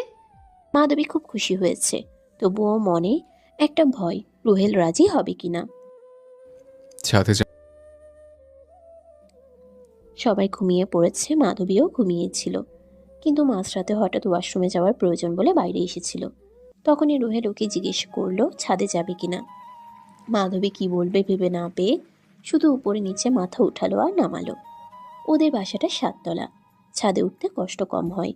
তাছাড়া ছাদ রাতেও খোলা থাকে, কেননা চিলেকোঠার একটা ঘর আছে, যদিও একজন থাকে, কিন্তু এত রাত জেগে থাকার সম্ভাবনা কম। ছাদে আসতেই প্রাকৃতিক হাওয়ায় মনটা জুড়িয়ে দিল। ভিতরে ভ্যাপসা গরম, অস্থির লাগছিল মাধবীর, অথচ ছাদে কতটা প্রশান্তি নিয়ে এসেছে। যে পাশে একটা ঘর আছে ওই পাশে টবে অনেকগুলো গাছ আছে, বোঝাই যাচ্ছে যিনি থাকেন উনি খুবই শৌখিন। বেশ কয়েকটা গোলাপেরও গাছ আছে, যার একটাই গোলাপ ফুটেছে। মিষ্টি ঘ্রাণ মন ভালো করে দেয়। রুহেল ছাদের এক কোণে দাঁড়িয়ে আছে। মাধবী একবার রুহেলের দিকে তাকিয়ে দেখল, এরপর ধীর পায়ে হেঁটে গেল। একটু লজ্জা লাগছে, এই প্রথম ওরা একসাথে একা এসেছে। মাধবী কাছে যেতেই রুহেল বলল, খুব কষ্ট হচ্ছে তাই না? কিসের? চোখ দুটো বসে গেছে, এত হাতের কাজ করো না। ঠিক আছি আমি। তুমি ঠিক থাকলেও আমি ঠিক নেই। তোমার গভীর চোখের মায়া হারিয়ে যাচ্ছে। আমি চাই না তুমি গয়না বানানোর অতিরিক্ত চাপ নাও, পড়াশোনা তো করতে হবে। মাধবী রুহেলের দিকে আর চোখে তাকালো। ছেলেটা তাকে নিয়ে এত ভাবে, অথচ সে মনে করে রুহেল ওকে বিয়ে করে বিরক্ত। অথচ অপ্রকাশিত কেয়ারিং যে তার মধ্যে থাকতে পারে মাধবী কখনো ভেবে দেখেনি। মাধবী বলল, আমি এখনো পড়াশোনা শুরু করিনি, আর দিনের বেলায় যতটুকু সম্ভব ততটুকু কাজ করি। চোখে এক্সট্রা প্রেশার দিই না তো। তাছাড়া আপনি নিজেও অক্লান্ত পরিশ্রম করেন। আপনাকে রোদে গরমে কাজে পাঠিয়ে আপনার উপর আমাকে বহন করার মানসিক প্রেশার দেওয়ার কোনো মানেই হয় না। আমি তো আয় করি নাকি? হ্যাঁ, আয় করেন, কিন্তু সেভ করা উচিত। কেননা কোচিং করছেন, কিছুদিন পর ভর্তি যুদ্ধে নামবেন, ফর্ম তোলা, পরীক্ষা দেওয়া, টাকার প্রয়োজন আছে। তাছাড়া কোথাও চান্স পেলে সেখানে ভর্তি হতেও তো অনেক টাকা লাগবে। আমি যদি কিছু করে সবার কষ্ট কিছুটা লাঘব করার চেষ্টা করি, তাহলে কি খুব ক্ষতি হবে? বাইরে গিয়ে কাজ করার দরকার নেই। যদি অর্ডার নিয়ে বাসায় এসে সুযোগ সুবিধা মতো কাজ করার সুযোগ দেয়, তাহলে ওদের সাথে কাজ করিও। মাধবী চুপ থাকে। এই রাগী ছেলেটা কিনা আজ তার জন্য ভাবছে, তার খেয়াল রাখছে। মনে মনে খুশি হলো মাধবী। মনে একটু সাহস নিয়ে রুহেলের ডান হাত নিজের হাত দুটো দিয়ে চেপে ধরে। রুহেল নিজেও চোখ দুটো বন্ধ করে নেয়। মাধবীও লজ্জায় চোখ বন্ধ করে। মাধবী শুধু বলল, ভরসা রাখবেন, আমি নিজের ক্ষতি করে কোনো কাজ করব না। এটা বলে রুহেলের হাত ছেড়ে দিয়ে দৌড়ে নিচে নেমে যায় মাধবী। রুহেল বুঝতে পারলো মাধবী চলে গেছে, তাই দূর থেকে বলল, যাবে নিয়ে যাবে না। কে শোনে কার কথা? মাধবী একদম ধরাছোঁয়ার বাইরে। রুহেল ভাবল ছাদে আসার সময় দরজায় তালা দিয়ে এসেছে, দরজা খুলতে না পারলে বাইরে দাঁড়িয়ে থাকবে মেয়েটা। তাই তাড়াহুড়ো করে নিজেও নিচে নেমে গেল। রুহেল দেখল মাধবী একপাশে দাঁড়িয়ে আছে গুটিসুটি মেরে। ভালোই লজ্জা পেয়েছে তাহলে, ভেবে মনে মনে হাসল। কিছুক্ষণ পর দুষ্টু বুদ্ধির উদয় হলো। আর একটু লজ্জা দেওয়াই চাই ভাবতেই সিঁড়িঘরের লাইট অফ করে দেয় রুহেল। মাধবী চমকে ওঠে। রুহেল তখনই মাধবীর ঘাড়ে ঠোঁট রাখে। মাধবী আরও কাঁপতে শুরু করলো। তখনই রুহেল মাধবীর কানের কাছে মুখ নিয়ে গিয়ে বলল, আমার কাজল চোখের বউ। বলেই মাধবীর কানে হালকা কামড় দেয়। মাধবী আরও কাঁপতে থাকে। তখন রুহেল দরজা খুলে ভিতরে চলে যায়। মাধবী না পারছে নড়তে, না কিছু বলতে। এক জায়গায় স্ট্যাচু হয়ে ঠাই দাঁড়িয়ে আছে। রুহেল বলল, ভেতরে এসো, লোকে দেখলে খারাপ ভাববে। মাধবী চোখটা খুলে একদম ঘরের ভেতরে দৌড়ে চলে আসে। জীবনের প্রথম প্রেমের পরশ পড়েছে শরীরে। অন্যরকম মাদকতা কাজ করছে। মনের ভেতর অস্থিরতা বেড়ে গেছে। কিভাবে এই অস্থিরতা থেকে মুক্তি পাবে সে নিজেও জানে না। মাধবীর ছোট্ট হৃদয়ে এখন হরেক রকমের স্বপ্নের জাল বুনছে। বিশেষ করে একই বাড়িতে থেকে কাছাকাছি যেতে না পারার জন্য খারাপ লাগা তৈরি হয়েছে। শুধু মন চায় কাছাকাছি চাই, ভালোবেসে করি আপন তোমায়। ওই সুনীল আসমানে হায়, ডানা মেলে উর্বু দুজনায়। চল প্রজাপতির পাখনা লাগায়, ভাসবে রঙের দুনিয়ায়।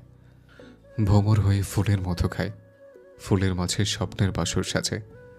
শেষ নিঃশ্বাস পর্যন্ত পাশে থাকতে চাই, ভালোবাসা দিয়েই করবো জয় তোমায়। কথাগুলো বলে রুহেল তার রুমে চলে যায়। আর মাধবীও রুমে গিয়ে ঘুমিয়ে পড়ে। পরের দিন সকালে ঘুম থেকে ওঠার পর ফারুককে খুব চিন্তিত দেখলো সারা। মুখ মলিন দেখে অস্থির হয়ে জিজ্ঞেস করলো, তুমি ঠিক আছো তো? ফারুক কিছু না বলে মুখ ভার করে নেয়। কিছুক্ষণ সারা ফারুকের উত্তরের আশায় তাকিয়ে থাকে। উত্তর না পেয়ে নিরাশ হয়ে মন খারাপ করে ফেলে। তখন ফারুক বলে, আমি বাবা হওয়ার অযোগ্য, তাই না? কখনো কি তোমার সন্তানেরা অভিযোগ করেছে? ভালোবেসে তোমায় বিয়ে করেছিলাম বলে সব কিছু থেকে বঞ্চিত করেছিল আমার বাবা। আমার দুঃখ সময়ে তুমি আমায় ছেড়ে অন্য কারো হাত ধরোনি। ধনির ঘরের আদরের দুলালি আমার ঘরে এসে সারা জীবন খেটে খেটে বুড়ি হয়ে গেল, তবু একবারও অভিযোগ করোনি কিংবা এই সিকিউরিটি গার্ডকে হেলা করোনি। কখনো আর 5টা স্বামীর মতো তোমায় সুখে রাখতে পারিনি, তবু হাসি মুখে সবসময় আমার সঙ্গ দিয়ে গেছো। অভাবে ভালোবাসা নাকি জানা দিয়ে পালাই, কিন্তু তোমাকে দেখে কখনো মনেই হয়নি তুমি পালিয়ে যাবে। ভালোবাসার টান কতটা তোমার কাছ থেকে শিখেছি, কিন্তু সন্তানেরা হয়তো আমার প্রতি বিরক্ত, কারণ তাদের কোনো চাহিদা আমি পূরণ করতে পারিনি, বরং তাদের জীবন সংগ্রামে ফেলে দিয়েছি। সারা এবার কেঁদে ফেলল। কিছুক্ষণ কেঁদে হালকা হয়ে ফারুকের হাত ধরে বলল, ওরা তোমাকে ভয় পায়। কারণ আমি ওদের শাসন ছাড়া কিছুই করিনি। করবে বা কীভাবে? সামর্থ্য অভাবে ওদের সামনে দাঁড়াতেই লজ্জা লাগতো। ভালোবাসার সাহস হয়নি কখনো। আজ হঠাৎ এসব বলছো যে? মনটা খুব খারাপ লাগছে, তাই না? আমার বড় ছেলেটা বিয়ে করেছে, অথচ আমি জানতেই পারলাম না। আমি জানলে কি ওদের তাড়িয়ে দিতাম?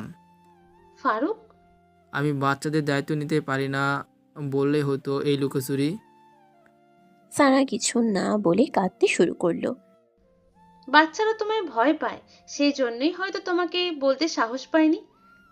সারা ভেবে না পেয়ে ফারুককে বলল, তুমি কেন জানাওনি? তুমি কি ভয় পাও? সাহসী কুলায়নি। যদি রাগ করে বসো, ভেবেছিলাম ওরা বড় হয়ে যাক, নতুন করে আবার বিয়ে দেব, তখন না হয় সবাইকে জানাতাম। বিয়ে মানুষের একবারই হয়, জানো না? ও তো শখ করে বিয়ে করেনি, জোর করে বিয়ে দেওয়া হয়েছিল। জোর করে বিয়েটা মানা যায় না, রুহেলও মানতে পারেনি। এখন হয়তো মেয়েটার গুণ দেখে পছন্দ করতে শুরু করেছে। আলোর ইচ্ছেতে এই বাঁধন, ভালোবাসা তৈরি হবেই। কিন্তু তুমি কি করে বুঝলে ওরা স্বামী স্ত্রী? রাতে দেখলাম দুজনকে একসাথে, আর ওদের কিছু কথাও শুনেছি। আমি তো রুহেলকে চিনি, বিয়ে না করলে এমন করতে রাতের অন্ধকারে মাধবীর সাথে বাড়ি হতো না, হয়তো ছাদে গিয়েছিল একসাথে। আল্লাহ যেন ওদের কবুল করে নেয়, কিন্তু এইবার নেহার বিয়েটা দেওয়া উচিত। ভালো পাত্র কোথায় পাবো? মেয়েকে যৌতুক দিয়ে বিয়ে দিতে চাই না। একজন আছে যে নেহাকে পছন্দ করে, পরিবার ভালো, ছেলেও নতুন জব পেয়েছে, নেহাকে আগে থেকেই পছন্দ করে। তবে নেহা বিয়ে করতে নারাজ, নাকি চাকরি না পেলে বিয়ে করবে না, অথচ ছেলেটা নেহাকে পড়াতে চায়। তুমি এসব কোথা থেকে জানলে? যেদিন তোমরা বিয়ের দাওয়াত খেতে গিয়েছিলে সেদিন ফোন দিয়ে এসব বলেছে। আগামী কিছুদিন পর দেখা করতে চেয়েছে, বাসায় এসে পরিবার সহ আসতে চেয়েছে, কিন্তু নেহা না করে দিচ্ছে। পারলে মেয়েকে বোঝাও, বিয়ের পর কষ্ট করে হলেও পড়াশোনা বন্ধ করাবে না, এই শর্তে যেন বিয়েটা করেই নেয়। সারা মানসিক অশান্তিতে ভুগছে মেয়েকে নিয়ে, তাই ফারুক বলল, নেহা রাজি হবে, আমি বললে ও কথা ফেলবে না, কিন্তু ছেলেটাকে যদি নেহা অপছন্দ করে তাহলে ওর বিয়েও ঘরে দেব না। ফারুকের স্পষ্ট জবাব, যা সারার হতাশা বাড়িয়ে দেয়। বয়স হলে অযথা দুশ্চিন্তা বাড়ে আর কি। হঠাৎ ফারুক বলল, ছেলের বউকে আলাদা ঘর দেওয়াটা প্রয়োজন, কিন্তু কিভাবে দিব? আমরা কি বাইরে থাকলে ভালো হবে? তুমি যা ভালো মনে করো, তবে আরো কিছুদিন সময় নিলে ভালো হবে। একেবারে স্বপ্নের মতো লাগছে মাধবীর কাছে। চট্টগ্রাম কলেজে সবাই চাইলেই চান্স পায় না, অথচ এটা তার ছোটবেলার স্বপ্ন ছিল। রুহেলের পরিবারে এসে তার স্বপ্ন পূরণ সম্ভব হয়েছে। মনে মনে হাজারবার সালাম দিল রুহেলও নতুন বাবা আর মাকে। এরা এত ভালো একটা পরিবার, যারা একটা অনাকাঙ্ক্ষিত বিয়েকে হাসি মুখে মেনে নিয়েছে। ওদের মতো আল্লাহ ভীরু পরিবার এই প্রথম দেখেছে। শুক্রিয়া করে অনেক। অনাথ হওয়ার পরও আল্লাহ এত ভালো বাবা মা দিয়েছে ভেবে দিনগুলো ভালোই কাটছে। নতুন ক্লাস, নতুন পড়া, নতুন কাজ, যত ছোটই হোক না কেন কাজকে কখনো হেলা করতে নেই। ওদিকে যে যার মতো ব্যস্ত জীবন। এরই মধ্যে নেহার বিয়ের সম্বন্ধ প্রায় পাকা। বিয়ের ডেট ফিক্সড করা হয়ে গেছে, কিন্তু নেহার এই বিয়েতে কোনো মত নেই। নেহার শুধু মনে হচ্ছে বিয়ের ফলে সে পরাধীন হয়ে যাবে। তার আর ব্যাংকে চাকরি পাওয়া হলো না। সব স্বপ্ন জলাঞ্জলি দিতে হচ্ছে বাবার জন্য। কিন্তু আবির, সেও যদি তার কথায় খেলাপ করে, তখন তার কী বা হবে? সে অনিশ্চিত ভবিষ্যতের ভয়াল থাবার কথা চিন্তা করে অসুস্থ হতে থাকে। মাধবী এসে নেহার চুলে তেল দেওয়া শুরু করলো রাতের বেলায়। নেহা এক প্রকার চমকে গিয়ে মাধবীর দিকে তাকালো। মাধবী বলল, কি নিয়ে এত ভাবছেন আপু? আমায় কি শেয়ার করা যাবে? নেহা উদাসীন হয়ে বসে থাকে। এক পর্যায়ে কাঁদতে শুরু করলো। মাধবী ভাবলো আপু বলতেও পারে, তাকে সময় দেওয়া উচিত। এই ভেবে নেহার সবগুলো চুলে তেল লাগিয়ে দেয়। তেল দেওয়া শেষ করে চুল আশ্রে বেনি গেঁথে দেয়। পরে বলে, কি বিশ্রী অবস্থা দেখেছেন চুলের, একদম জট বেঁধে গেছে। আর চুল কি হবে? এখন তো সংসার নিয়ে ব্যস্ত থাকতে হবে। মন খারাপ করবেন না আপু, হয়তো আপনিও শূন্য থেকে শুরু করতে পারবেন। তাছাড়া আবির ভাইকে ভালোই মনে হয়েছে, আড়াল থেকে কথা শুনেছি আমি। সব থেকে বড় কথা, উনি ভালোবাসেন আপনাকে। ধরেন আপনার অন্যত্র বিয়ে হলো, সেই ছেলে আপনাকে ভালো না বেশে অত্যাচার করতেও পারে। সবকিছু ভেবে দেখে আপনি মন থেকে মেনে নিন আপু। মাধবীর কথাগুলো একদিক দিয়ে ঠিক, তবুও নেহার খারাপ লাগা শুরু হয়। নেহা শুধু মাথা নেড়ে সায় দেয় মাধবীর কথায়, বুঝিয়ে দেয় মেনে নিবে সেই বিয়েটা। 2 দিন পর সম্পূর্ণ ঘরোয়াভাবে নেহার বিয়েটা দেওয়া হয়। অনুষ্ঠানের খরচ নেহার বাবার নেই, এটা আবির বুঝতে পেরেছিল নিশ্চয়ই, তাই তো নেহাকে বিয়ের আগে বলেছিল, যে বিয়েতে সবচেয়ে খরচ কম সেই বিয়ে সবচেয়ে বরকতময়। ফারুক আলীকে হয়তো বেশি খরচ করতে হয়নি, তবুও মেয়ে জামাইকে যথার্থ সম্মান করে। আবির মাত্র 4 জন বরযাত্রী এনে বিয়ে করলেও নেহাকে একদম মনের মতো করে বউ সাজিয়ে নিয়ে যায়। তবে বেনারসি ছিল কমলা রঙের, যা কিনা নেহার পছন্দের রং। কোনো রকম হইহুল্লোড় ছাড়া নেহাকে শ্বশুরবাড়ি বিদেয় করে দেয় ফারুক আলী। বোনকে ছাড়া ঘরটা একদম ফাঁকা ফাঁকা লাগছে রুহেলের। কখনো ভাই দুটো বোনকে ছাড়া থাকেনি, তাই বিদায় বেলা নেহার 2 হাত 2 ভাই ধরে অঝরে কাঁদছিল। মাধবী দূর থেকে এসব দেখে নিজেও খুব কেঁদেছে। মাধবীর শুধু মনে হচ্ছিল, ইস, তারও যদি মা বাবা ভাই থাকতো, তাহলে হয়তো এভাবেই ভালোবাসতো। আল্লাহ হয়তো সবাইকে সবকিছু দেয় না, দিলে মানুষ আল্লাহকে ভুলে যেত। নেহার বিয়ের 5 দিন পর রুহেলের এইচএসসির রেজাল্ট দেয়। রুহেল নিজেও গোল্ডেন পেয়েছে। মাধবী আজ এত খুশি হয়েছে যে ঈশার নামাজের পর 2 বারে 4 রাকাত নফল নামাজ পড়ে আল্লাহর নিকট শুকরিয়া আদায় করে। মাধবী নিজের জমানো টাকায় পায়েসের উপকরণ আনতে বলে। সারা খুশি হয়ে পায়েস রান্না করে সবার জন্য।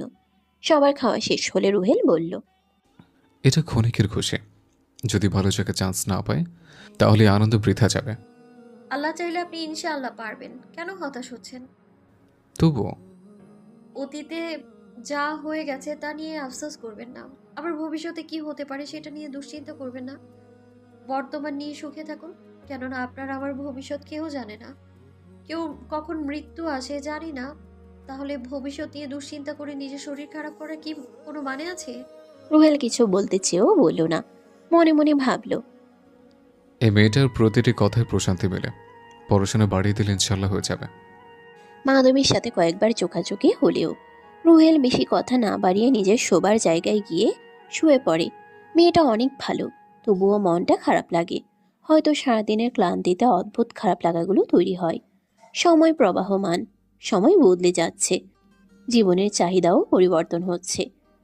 আগে যা ভালো লাগতো এখন সেটা হয়তো ভালো নাও লাগতে পারে। মাধবীর সাথে নেহার ফোনে কথা হয়। নেহা শুধু একটা কথাই বলে, শ্বশুরবাড়ি মেয়েরা যে স্বপ্ন নিয়ে যায়, সবার সেই স্বপ্ন পূরণ হয় না। সেই সব দুর্ভাগাদের মাঝে হয়তো আমিই একজন। মাধবী আর কিছু জিজ্ঞেস করার সাহস পায় না। কিভাবে জিজ্ঞেস করবে? বুঝতেই পারে না তার একমাত্র ননদ সুখে নেই। তবে আবির নাকি অনেক ভালো, খুব কেয়ার করে। সারাদিন পরিশ্রম করে একটা মেয়ে বাবা মায়ের ঘরে যে সুখ পায়, শ্বশুরবাড়িতে সবাই সেটা পায় না। কিন্তু কিছু বলার সাধ্য মেয়েদের নেই।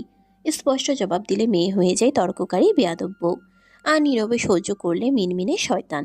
রাতের বেলায় ছেলের কান ভাঙায়। শ্বশুর শাশুড়িকে কখনো কোনো কাজ করে খুশি করা যায় না, অতিমাত্রায় ভালো শ্বশুর শাশুড়ি ছাড়া। মাস তিনেক পর রুহেল চট্টগ্রাম বিশ্ববিদ্যালয় আর প্রকৌশল বিশ্ববিদ্যালয়তে পরীক্ষা দেয়।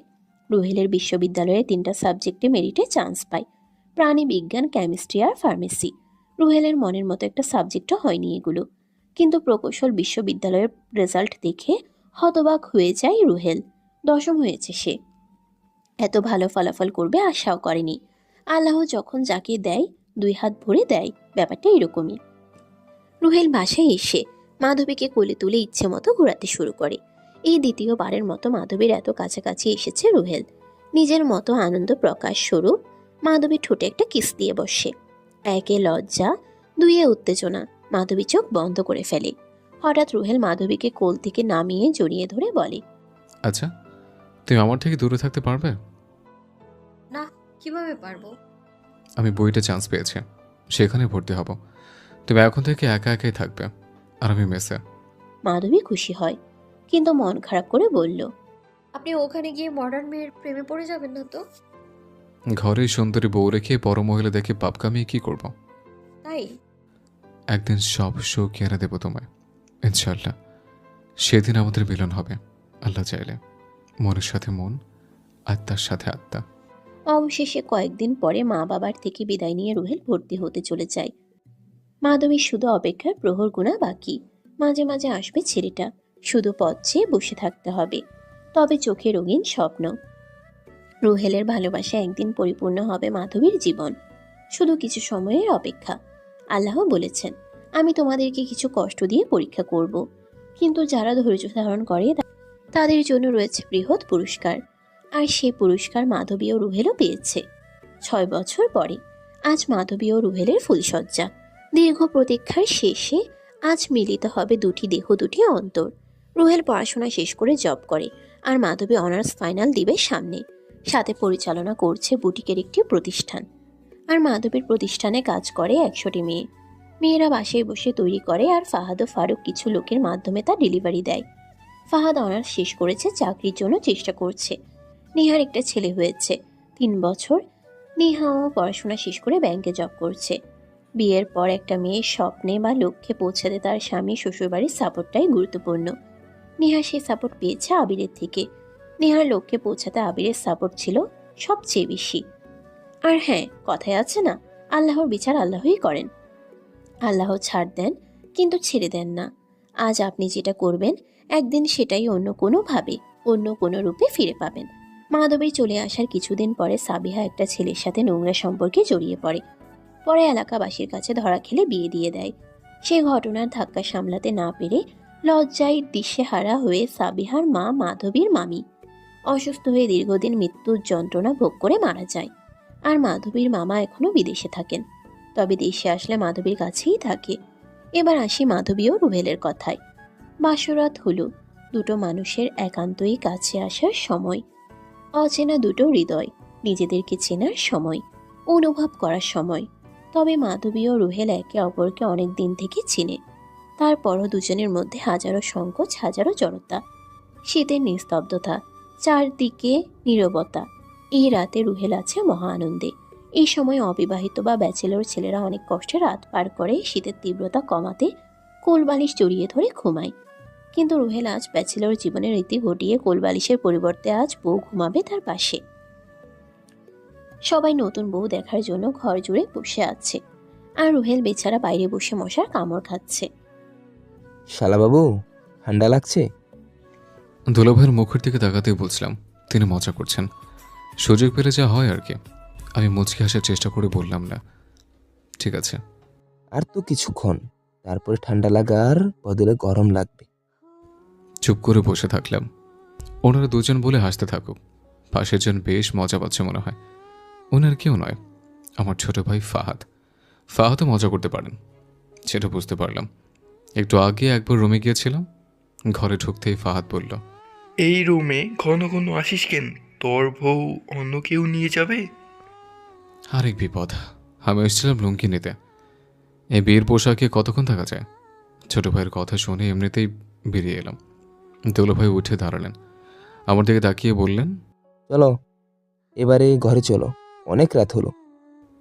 এতক্ষণে তবে বুঝতে পারলাম। দুলাভাই উঠে আমার ঘরে গিয়ে সবাইকে বের হতে বলল।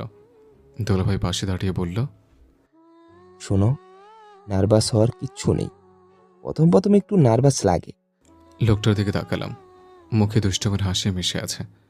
ওনার কথায় মনে হয় উনি বেশ অভিজ্ঞতা সম্পন্ন। উনি কয়বার বাসর ঘরে ঢুকেছেন জিজ্ঞেস করতে গিয়ে গেলাম থেমে। বাসর ঘর থেকে সব লোক বেরিয়ে গিয়েছে, আমি রুমের সামনে দাঁড়িয়ে আছি। দুলাভাই আবার বলল, একটুও নার্ভাস হবে না, যাও। আমি ভেতরে ঢুকলাম। দরজা লাগিয়ে দিতে দিতে ওনার কথা ভাবছে। উনি আমাকে নার্ভাস হওয়ার কথা বললো কেন? আমাকে কি নার্ভাস মনে হয়? নার্ভাস হবো কেন? বাসর ঘর তো সাধারণ ঘটনা, বাংলা সিনেমায় কত দেখেছে। বুঝতে পারি। কথাটা বলতে চুপ হয়ে গেলাম। কথাটা কেন বললাম? মাধবী তো অপরিচিত কেউ না, আমার বিয়ে করা বউ। আমার ঘরে আমি বসতে অনুমতি নিতে হবে কেন? এর আগে কখনো কারো অনুমতি লাগেনি। তবে আজ মাধবীর মুখের দিকে তাকালাম, ঘুমটা কিছুটা নেমে গিয়েছে। মুখের মধ্যে একটা রাগের ভাব। আমার কথায় রাগ করেছে সে। আল্লাহ আপনার সহায় হোক, বসো। চুপ করে পাশে বসলাম। ভেবেছিলাম আমাকে আপনি করে বলবে, তারপরে আমি কাছে টেনে নিয়ে বলবো, তুমি করে বলো। লজ্জা লাগে। আমি তোমার স্বামী, লজ্জা কিসের? সেরকম কিছু হয়নি। আমার গরম লাগছে। এই শীতের ভেতরে ঠান্ডা লাগার বদলে গরম লাগার যে ব্যাপারটা অস্বাভাবিক। নার্ভাস হওয়ার কারণে এমন লাগছে মনে হয়। দুলাভাইয়ের কথায় তখন পাত্তা দেয়নি, তবে তার কথার বেশ যুক্তি আছে দেখছে। টেবিলের উপরে জগ থেকে পানি ঢেলে পানি খেলাম। পরিস্থিতি স্বাভাবিক করার চেষ্টা করছে, কিছুতেই পারছি না। ওর পাশে বসতেই বলল, নার্ভাস লাগছে? আমার নার্ভাস লাগছে। সেটা কিভাবে বুঝলো? তবে কি সে আমার মনের খবর জানে? এই নাও পানি খাও। মাধবীর হাত থেকে গ্লাস নিয়ে আর গ্লাস পানি খেলাম। আমি ওর দিকে তাকালাম, ভালো করে দেখার চেষ্টা করছি। টানা টানা কাজল করা চোখ, কাজল মাখি তারও বেশি সুন্দর লাগছে। ওই চোখের মাঝে বারবার নিজেকে হারাতে দ্বিধা থাকবে না। মুখের দিকে তাকিয়ে আছে কিছুক্ষণ, মুখের দিকে তাকিয়ে কিছু বলার ভাষা হারিয়ে ফেলেছে। এতক্ষণে নার্ভাস ভাবটা কেটে গিয়েছে।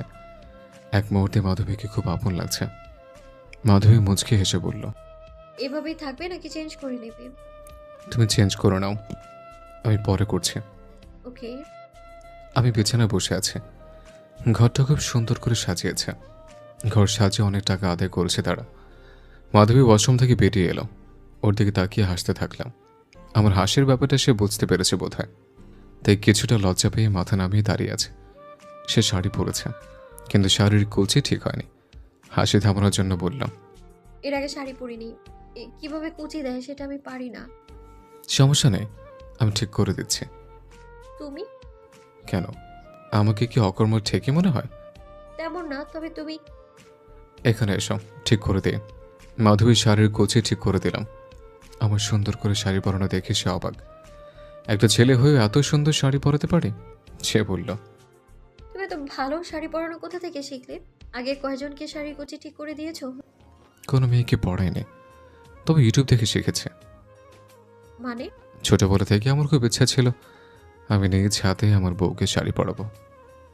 এখন থেকে তাহলে তুমি আমার শাড়ি ঠিক করে দেবে। আচ্ছা। তবে পড়াতে গিয়ে দুষ্টুমি করবে না। মাধবীর মুখে দুষ্টুমির হাসি। রুহেল ওর হাসি দেখতে দেখতে ওয়াশরুমে চেঞ্জ করতে ঢুকলো। ওয়াশরুম থেকে বেরিয়ে দেখলো মাধবী চুপ করে বিছানার উপর বসে আছে। দুজনের কারো মাঝেই জড়তা নেই। রুহেলও বিছানায় উঠে বসলো। সে মাধবীর দিকে তাকিয়ে বলল, ঘুম পাচ্ছে আমার। ঘুমাবে? আচ্ছা ঘুমাও। আমার কথায় মাধবীর কিছুটা মন খারাপ হয়ে গেল। সে ভাবেনি আমি এত সহজে ঘুমাতে বলবো। আমি চাই না সে ঘুমাক, তবুও বললাম। কোলবালিশ মধ্যে দিয়ে মাধবী শুয়ে পড়ল। এমন কাজ দেখে কিছুটা অবাক হলাম। দীর্ঘ প্রতীক্ষার পরও আমাকে কোলবালিশ নিয়ে ঘুমাতে হবে। ওর দিকে তাকিয়ে বললাম, কোলবালিশ দিলে কেন? সে অভিমানের সুরে বলল, তুমি যেন আমায় ছুতে না পারো। চুপ হয়ে গেলাম। এখনই অভিমান করে বসে আছে? মেয়েটা বেশ অভিমানে বোঝায় যায়। অভিমান ভাঙানোর দায়িত্ব আমাকে নিতে হবে। কোলবালিশ নিয়ে অন্য পাশে রাখলাম। মাধবীর পাশে আমিও শুয়ে পড়লাম। হাতটা ধরে কাছে টেনে নিলাম। চোখের মাঝে লজ্জা দেখা যাচ্ছে। লজ্জা মাখা চোখে বলল, কাছে টেনেছো ঠিক আছে, জড়িয়ে ধরবে না।